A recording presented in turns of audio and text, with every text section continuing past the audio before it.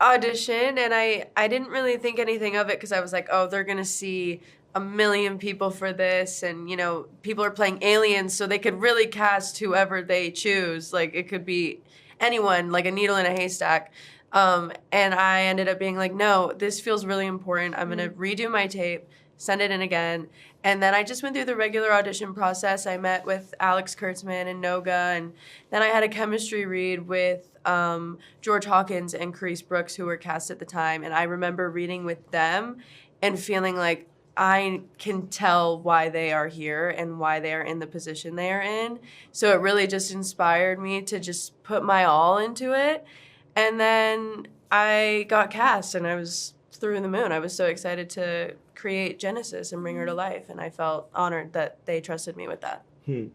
I also, auditioned from my share house in Melbourne, Australia, with like my two girlfriends are sharing a house with over Zoom with a friend that just read the other part. I actually got sent a different role. Oh, right. That's right. The first email that came through for whatever reason was for Genesis. So I did tape for Genesis. Wow. Couple weeks, I think a couple weeks later, heard back, they love the tape. They'd like you to read for this role.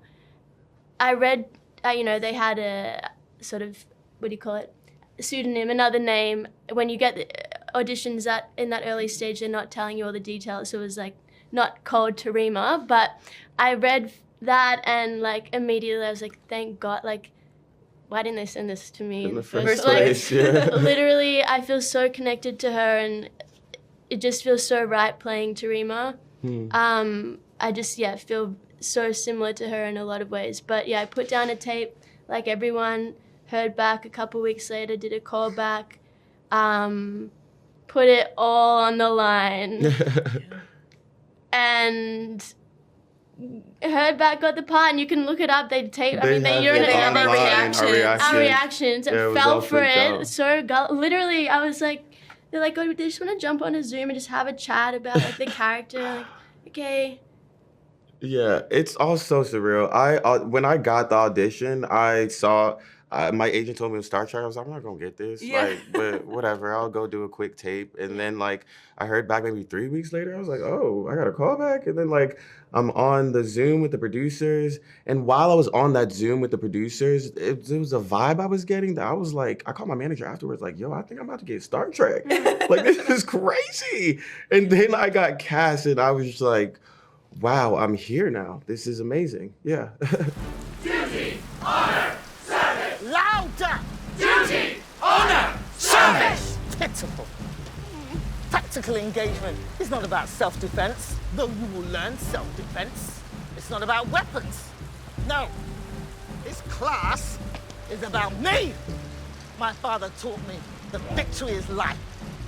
My mother that today is a good day to die. One day, you'll all stare death in the face as she stares back. Yes, death has eyes! And none of my cadets will confront her like gutless cowards. I will rip out my own stomach and choke on it before even one of you lets fear win the day. Do you hear me? You will not live in fear! I can always spot the runner. I did the self-tape. Didn't care, because I was like, oh, they're gonna cast like some Emmy freaking nominated actress. I was like, I don't care. I had my friend with the deepest voice named Jackson Reed. He's supposed to be Genesis. So it was already like off. And I didn't talk for the first 30 seconds of the freaking tape. But actually, when I got the call back, that was the most stressful morning for no reason, because I felt like nothing was going right. I was walking my dog, I was trying to pray, people kept talking to me. I was like, I can't even talk to God right now. Like, I was driving to Santa Monica, which is like an hour. If you know, it's literally like a flight and a half away from anything in LA. And so I was driving on the way there, and I was just like trying to get myself pumped. And I was like, this is gonna go terribly. I was looking for parking there. I couldn't find parking. Someone was behind me honking and cursing me out. I just stared at them. I literally got in the room. Before I even did my audition, I was like, I just need a hug from everyone in the room. So I hugged everyone. That is the then I biggest did my Sam audition. thing to do as Because well. I was like, I cool. can't even act right now unless I get some emotional support. That's you know what? That's probably why you got hired. Yeah, 'Cause I was so 100% stressed. going in. No, going because you in went with in, a you hug. gave everyone a hug before you started your audition. I guess. I've never heard of that happening ever that's before in my crazy. life. I was like, I'm not gonna get. Oh, see, I was like, you I'm were, gonna get because this. are you apparently the only person that had an in-person audition? Yeah. I guess so. Yeah. Yeah, Bella's on the cruise, huh? Yeah. Yeah. And you were the only person at the audition, apparently. Whatever. That's crazy. That is Sam. Yeah. Really me versus Okay. me, I guess. We got one down. Whatever. This is gonna be easy. And then there was the search for you, which took Oh my 9 Oh years. my goodness, bro. Yeah. That was stressful for him. Yeah. For all of us. We were Yeah. like, well, we start shooting in 2 hours. Yeah, and, pretty much. They hired me and I was on a plane in 2 days, and then 2 weeks later we were on camera, and I was like, okay, well, absolutely zero time to prepare, but whatever, we're here now. Killed it. And for me, I had a few months of no auditions. So it was like a quiet time, and I was coming back from the gym with my dad, and I got the self-tape through, and I'm not gonna lie, I looked at it and I went, I'm gonna get this. Okay. To my dad, I was like, you know what? This is mine. And it was sort of just like that energy. It was just the energy of, this is mine. I own this. I own this part. And I think it's the same thing with Darem. Darem is, he owns the room. Like the air moves with him, I think. So it's God sent, I feel like. Absolutely. And I feel like the same thing with Caleb. Like he's got to be, he's like, he doesn't belong in this place. And it's got to be that like scatty energy. Yeah. It was So I feel like all of them, perfect. God sent. It's Perfect. so strange how our auditions kind of reflect the characters Yeah. and like what they need to have within them as they enter into the space. I think that's really cool. Yeah. Strike until your opponent's innards liquefy and And you'll do it all while wearing really snazzy uniforms. You all know Coach Reno? Professor! I thought you taught some pro mechanics. I'm a nerd jock hybrid. Each team is made up of 8 players, a mascot, and an alternate. The mascot is the last line of defense.